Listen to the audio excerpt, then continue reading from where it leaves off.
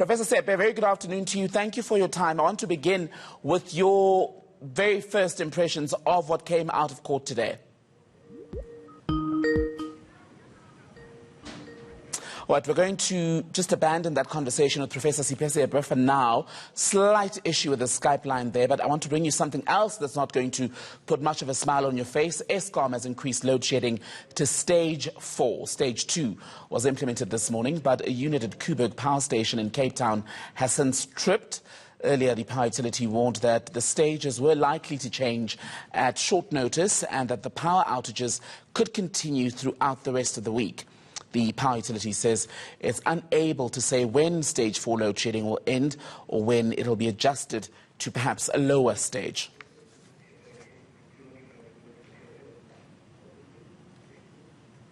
All right, I'm told we can now try to take you back to Professor Sipho Sepe. He's going to speak to us then about that news coming out of the High Court in Pretoria, the public protector losing essentially in that court case against the president on the CR17 ANC campaign funding. Professor Sepe, very good afternoon to you. I'm hoping that you can now hear me. Give me your reaction to what came out of court today.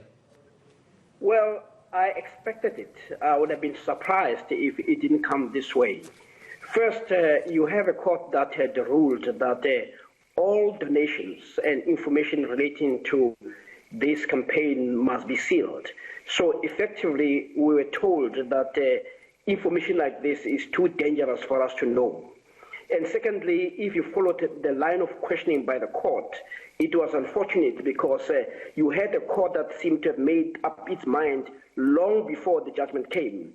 For instance, you had a judge asking whether is it not true that it is my money who misled Parliament, when in fact my money simply asked the question. The fact that the president answered in the way he felt fit does not exonerate him from the need to tell the truth.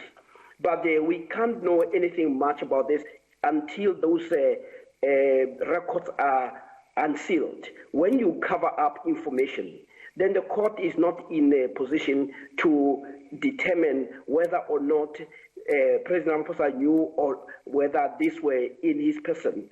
For instance, it is a matter of fact that he was a deputy president, and the ethics code is very clear about how members must disclose all donations and benefits and gifts. But somehow, because it is Ramaphosa, you saw the court coming up with all sorts of machinations. The question that people must ask, why did the court in the first place say all information that relates to this funding must be sealed? Why is it so important that we should now underplay and undervalue and understate the importance of transparency, which is the founding value of our Constitution? So the outcome almost suggested that you have a court that has become embedded into ANC factional politics, and the judges themselves seem to be showing that bias. So interesting, Professor Sepe, and you've made the point that you believe that the judges or the court, the full bench, acted with bias, but I want to read to you, because the reasoning from the court was that when you talk about further records perhaps being unsealed, the issue of the CR17 campaign funding, the court is saying in the judgment, simply falls outside the jurisdiction of the Public Protector's Office. So even if more records were unsealed, the issue here is jurisdiction by the office and not the monies and the donors themselves. Well, that's a lot of nonsense. First of all, when the question is asked within Parliament, it is a duty of the Public Protector to investigate. And it is only when she began to investigate that she actually felt that there was something amiss about this. It is not something that you simply say, I do not know. So in the same way that the court had found in the case of Jacob Zuma and Shabby Sheikh that there were donations or monies that were given and those were considered to be bribed, how do we know that this one is not a bribe when we have an instance where the court has sealed the records? And those records also include interactions between the president and the donors. So we will never know whether this is within the jurisdiction or not until those records are sealed. They will give us clarity. So the court, if it was interested in the truth, should have looked at those interactions, those monies that were moving from one person to the other, in the same way that when it involves other people, the court is very quick to say there's bribery. You know, you talk about possible illegality, Professor Sepe, but the court then goes on further to say that in this report, the Public Protector Busisiwe Mkhwebane relied on the Prevention of Combating of Corruption or Corrupt Activities Act, PRECA, to reach a conclusion that suspected money laundering had taken place.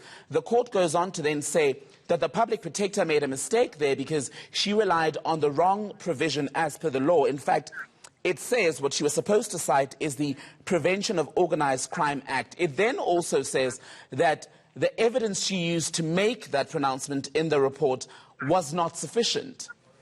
Yeah, but if you look at that, is the court trying by all means to be very fine in trying to come up with an exoneration of the president, saying you should have relied on this one and not that one. The question is, where there's something amiss about those donations. So to say, no, you should rely on this or that, it should have been very important for the court to say, based on what she had found, which the court simply rushed to say, seal this information, because she initially suggested that he may inadvertently have erred, but later she discovered that he had deliberately misled, in a sense that he was a participant, but we'll never know that because those records are sealed. So you are not in a position to say whether it was organized crime or money laundering until the records are unsealed. So the cover up about the records does not work. Make sure that the records are public and transparent, then we can make a judgment whether you have organized crime, whether you have money laundering. At the moment, we do not know. So it is what the court is saying. Again, I don't mean to cut you off, but we are racing against the clock. Is it your contention then that in this whole case, the Public Protector Busisiwe Mkhwebane it's impossible that she could have erred in law? Is that your position? No, my position is, let's get the information available. Let's not seal information. Then on the basis of that, we can make that determination. At the moment, all we have is guesswork. All that the court has is guesswork. But Professor Sepe, again, I come in there and say to you, you can, based on what the court is talking about, the issue here was jurisdiction and not the whereabouts of the money itself and whether the public protector was, because the powers of her offices, like any other office in this country, aren't limitless. So if she doesn't have a jurisdiction over a matter, you then can't argue that she should investigate and make a finding even without that legal empowerment that says she's got that jurisdiction. Do you agree? I agree, but we will never know because the information is sealed. Until we have information, we'll be able to determine whether the act she relied on is the one she should have relied on. So unseal the records, then we can talk intelligently around these issues. But when the court itself says the South Africans cannot be entrusted with knowledge, then we have a problem. Then you have a double standard. And this is where the case has.